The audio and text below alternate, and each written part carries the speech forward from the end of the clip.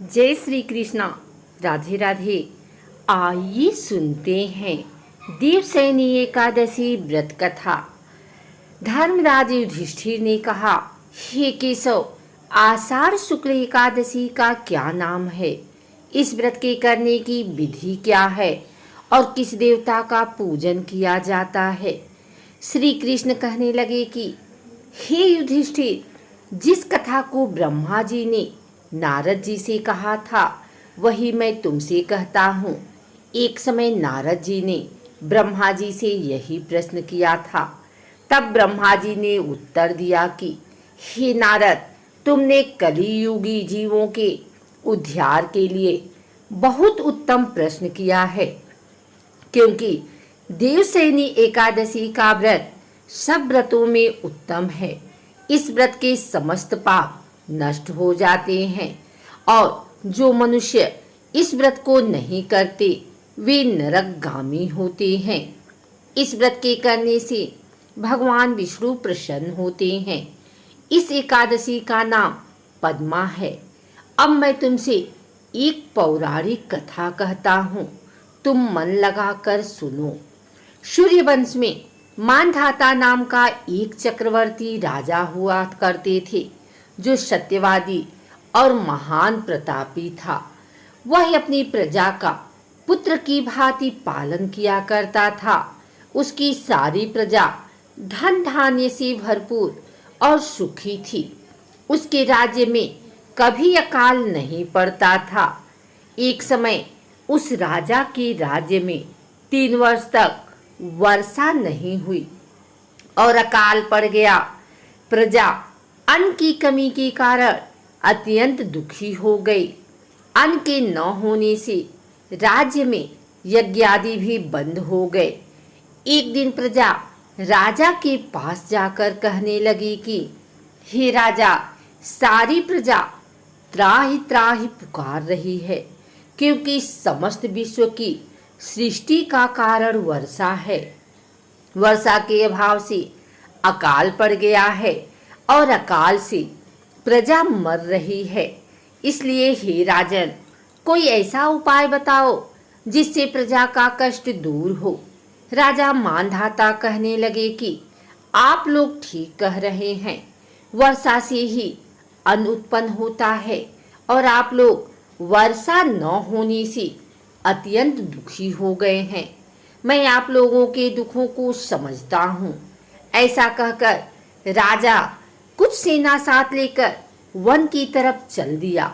वह अनेक ऋषियों की आश्रम में भ्रमण करता हुआ अंत में ब्रह्मा जी के पुत्र अंगिरा ऋषि के आश्रम में पहुंचा। वहां राजा ने घोड़े से उतरकर अंगिरा ऋषि को प्रणाम किया। मुनि ने राजा को आशीर्वाद देकर कुशल क्षेम के पश्चात उनसे आश्रम में आने का कारण पूछा। राजा ने हाथ जोड़कर विदित भाव से कहा कि हे भगवान, सब प्रकार से धर्म पालन करने पर भी मेरे राज्य में अकाल पड़ गया है। इससे प्रजा अत्यंत दुखी है। राजा के पापों के प्रभाव से ही प्रजा को कष्ट होता है, ऐसा शास्त्रों में कहा है। जब मैं धर्मानुसार राज्य करता हूँ तो मेरे राज्य में अकाल कैसे पड़ गया, इसके कारण का पता मुझको अभी तक नहीं चल सका है। अब मैं आपके पास इसी संदेश को निवृत्त करने के लिए आया हूँ। कृपा करके मेरे इस संदेह को दूर कीजिए। साथ ही प्रजा के कष्ट को दूर करने का कोई उपाय बताइए। इतनी बात सुनकर ऋषि कहने लगे कि हे राजन, यह सतयुग सब युगों में उत्तम है। इसमें धर्म को चारों चरण सम्मिलित हैं, अर्थात इस युग में धर्म की सबसे अधिक उन्नति है। लोग ब्रह्मा की उपासना करते हैं और केवल ब्राह्मणों को ही वेद पढ़ने का अधिकार है। ब्राह्मण ही तपस्या करने का अधिकार रख सकते हैं, परंतु आपके राज्य में एक शूद्र तपस्या कर रहा है। इसी दोष के कारण आपके राज्य में वर्षा नहीं हो रही है, इसलिए यदि आप प्रजा का भला चाहते हो तो उस शूद्र का वध कर दो। इस पर राजा कहने लगा कि महाराज, मैं उस निरपराध तपस्या करने वाले शूद्र को किस तरह मार सकता हूँ? आप इस दोष से छूटने का कोई दूसरा उपाय बताइए। तब ऋषि कहने लगे कि हे राजन, यदि तुम अन्य उपाय जानना चाहते हो तो सुनो।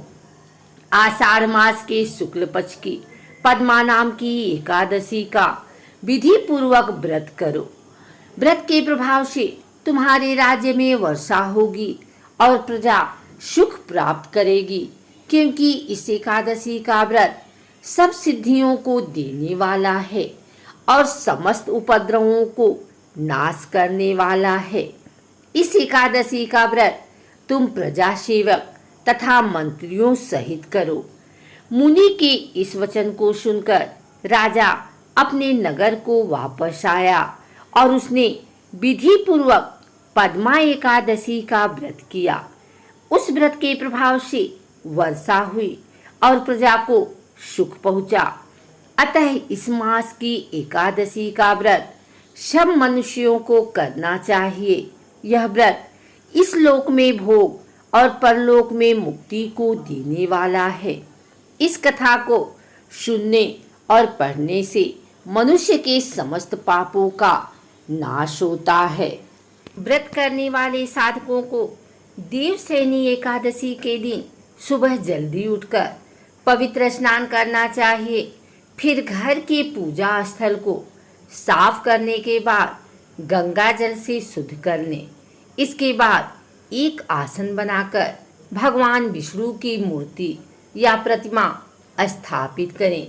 फिर भगवान को षोडशोपचार पूजन करें।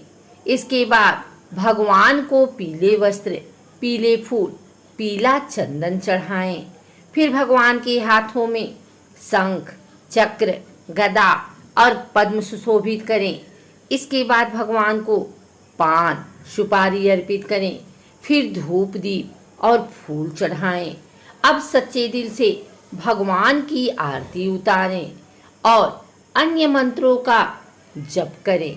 सनातन धर्म में देवसैनी एकादशी को आषाढ़ी एकादशी भी कहा जाता है।